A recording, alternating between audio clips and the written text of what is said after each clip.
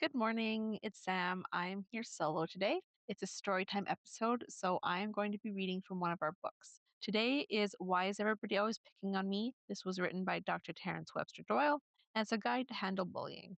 I'm going to read chapter one today, and in future episodes, you can come back and I'll read the other ones. If you would like to download it, I'll have the link in the show notes, and you can head over to our website. This book is dedicated to you young people who've been bullied and who want to understand this problem and deal with it with creativity. This book is also dedicated to you young people who bully others. I know you can benefit from healthy, peaceful ways to get what you need. Have you ever felt anxious, worthless, out of control, ridiculed or hurt, insecure, enraged, rejected, ambitious, pressured to conform or scared, helpless or powerless, unfairly punished, harassed, vengeful or angry, frustrated, lonely, unloved, violent or greedy, pressured to compete, or afraid of not making it, afraid of not living up to the expectations of others? In other words, have you ever felt that everybody is picking on you? Boys will be boys. The story. Whack. You feel a sharp pain in your back. You spin around in anger to see the boy who threw the ball and hit you. Hey, you, Jack. I'll get you for that. You yell at him, clenching your fists as you walk in his direction. Your palms sweat and your eyes harden as you approach a smaller and younger boy. I could put your lights out for hitting me, you say to him as you grab his shirt. I'm sorry, I didn't mean to hit you. It was an accident, the smaller boy says fearfully. He is so afraid of you, his body is shaking. You feel a surge of power from his fear. You know you are in control. Other kids at the playground gather about you as you continue to harass this younger boy. Sure, it was no mistake, punk. You're asking for a bruising. You feel the eyes of your classmates on you. You feel that they admire your strength and fear it at the same time. Most of the kids keep away from you. The few buddies you have hang out with you because they also think bullying other kids is having a good time. Stop that this minute, you hear Mrs. Potter, the playground supervisor, command from across the yard. She's coming towards you at full steam, her finger wagging bad boy, and her tone threatening the vice principal's office again. What a dope she is, you think to yourself. You can't scare me. All the vice principal can do is send me home. Then what? No one's there and they don't care anyhow. Let go of Mark right now, or I'll send you to Mr. Nathan. You are a bully. Don't you think that you can get away with this behavior? I won't tolerate it. Why can't you be good like Mark? He wouldn't start a fight. He has fine manners. You're a troublemaker and you always will be, as far as I'm concerned, she lectures. Mrs. Potter puts her hand on your arm and you push it off. You let go of Mark to face Mrs. Potter. You're not one of my parents. You can't tell me what to do. You yell back at her defiantly, your hands on your hips, your feet apart. Come with me. We are going to the vice principal's office right now, she insists. No way. I'm out of here. You run across the yard and to the field beyond the school, yelling names back at the playground supervisor and the group of kids that are standing around. Jerks, punks, I'll get you yet. All of you, you wait and see. After school, you meet your two buddies, Mac and Tom. You hang out behind the stores downtown in an empty lot where you throw rocks at bottles and smoke cigarettes that you stole from your parents. It's getting dark and your buddies and you start to go home. As you arrive at your house, your mother pulls up in her new expensive foreign car. Your dad is still at work, as usual. Both of them work 6 days a week, usually into the late evening hours. Walking into the house, you see your big sister crouched out on the sofa, eating pizza and watching TV. Hey, weirdo, how goes it? She sneers. Failing all your subjects as usual. You don't respond. Got into a fight today, I heard. Oh, shut up, you snap back at her, heading into the kitchen to see what you can find to eat. You're going to end up a bum or a convict if you don't watch out, you know, your sister yells with a mouthful of doughy pizza. You're just too dumb to learn. You're going to flunk everything if you don't straighten out. You hear me? You get some leftover pizza, a Coke, and some chocolate donuts and go into the living room to watch TV. Your mother has gone into her office upstairs to make some phone calls. Change the channel, you command your bigger sister with a look of anger. I want to watch Rambo 4, and it's on now. You always watch that macho junk, your sister says, not looking at you and not changing the channel. You should watch something more intelligent instead of all that war stuff. It'll pollute your brain. She looks at you. Maybe it's too late. Your brain has turned to mush already. Why can't you be more like Jason? He gets good grades and everyone likes him. He's a much better brother than you, she says smugly. Did you hear he's getting football scholarships to state? Jason's a fake. He wants to be just like Dad, a big success, but he's just a phony. You think I'm a bully? So is he. But he's sly like a fox. He sweet talks all his teachers. They'd do anything for him. He's just like the rest of those phony jocks he hangs out with. They're all alike. They play the same game, and I'm not talking about football. They get into college and get all the big time lawyer, banker, stock market jobs. They're all phonies, but try to get in their way and they'll knock you over. Rambo's nothing but mush compared to those guys. Talk about aggressive. But everyone loves them for it because they're playing the success game. Secretly, you're jealous of your brother because your mom and dad always seem to favor him. When you and Jason were younger, he used to beat you up a lot. He really hurt you. When you told mom and dad, Jason would lie and say that you started it. You always got the blame, and Jason usually got off with a slight reprimand. Boys will be boys, your father used to say, patting Jason on the back while giving you a disapproving look. The memory fuels your anger and you're boiling inside. Change the towel before I give you one, you threaten your sister. She knows you mean business. I might as well. You probably can't understand this program anyhow. Your level of mentality is just above the caveman's. You can't even talk intelligently. No wonder you don't have any friends. Only those jerks, Mac and Tom. You'll all end up in jail together someday. Your sister gets up to leave. You notice how overweight she is. She never gets any exercise. She eats way too much junk food and reads trashy movie magazines. She looks at you with contempt. All that those G.I. Joe characters do is grunt. No wonder you understand them, she says coldly as she turns her back on you to leave the room. You make a rude face and turn your attention to the movie. Rambo has just been trapped in the jungle and is fighting his way past enemy patrol. He's big and harsh looking, with his M16 gun spraying bullets everywhere. With a defiant scream, he throws a grenade at the oncoming people, blowing them up. Suddenly, he is jumped from behind by one of the patrol. You watch Rambo fight in hand-to-hand combat with his violent-looking creature. They roll down to the river, where they continue to punch, kick, and strike at each other.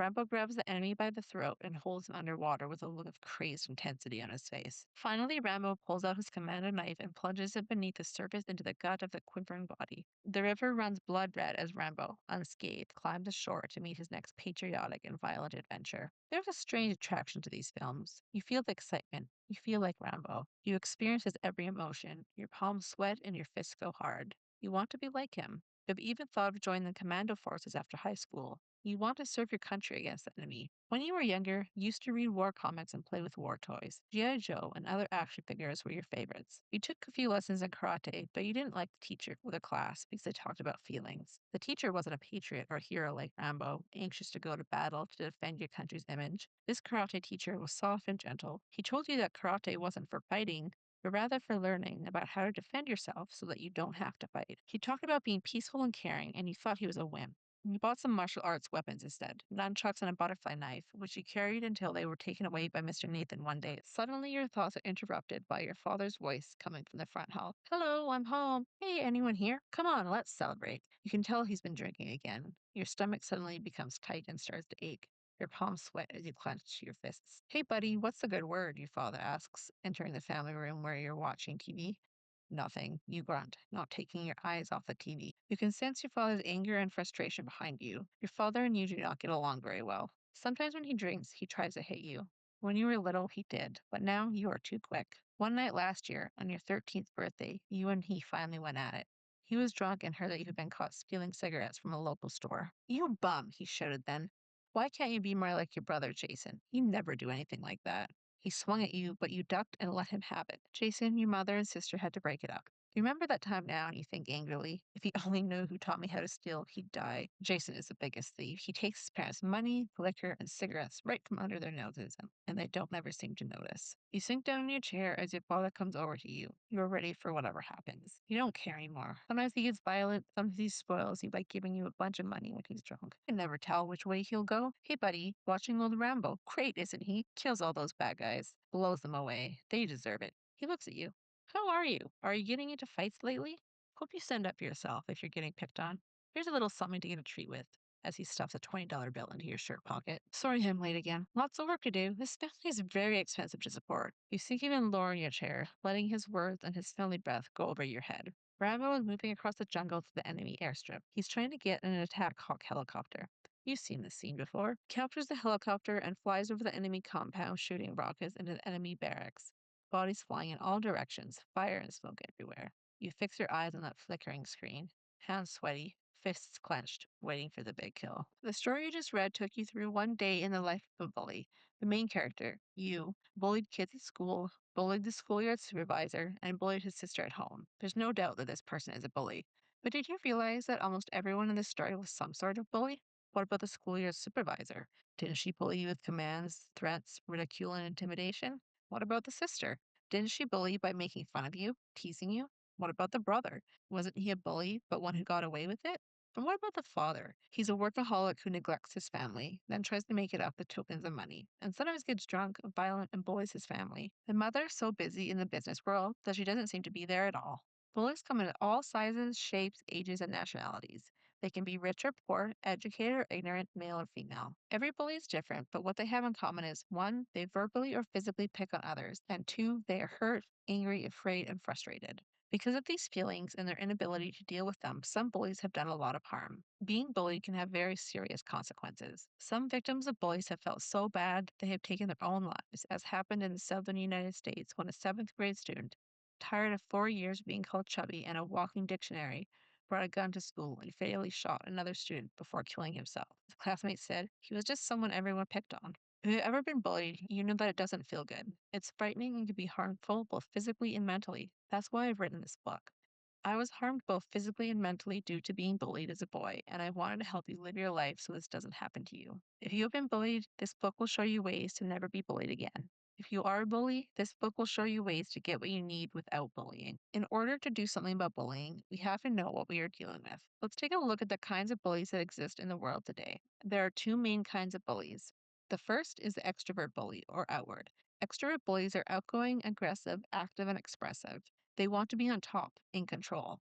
They're more interested in things outside themselves than in their own thoughts and feelings. Extrovert bullies are rebels and are usually criticized for their rebelliousness. They often end up in trouble as adults, so they're sometimes considered outlaws. Generally rough and tough, angry, and mean on the surface, they get their way by brute force. But inside, they may feel inferior, insecure, and unsure of themselves. They reject rules and regulations and feel the need to rebel in order to achieve a feeling of superiority and security. The second kind is the introvert bully, or inward. Introvert bullies don't want to be recognized. They hide as much as possible. They never rebel, they conform to society. But they also want to be in control. They find other ways to get control, sometimes by smooth talking, saying the right thing at the right time, sometimes by misleading, lying, saying, and doing whatever they think the other person wants to hear just to get their way.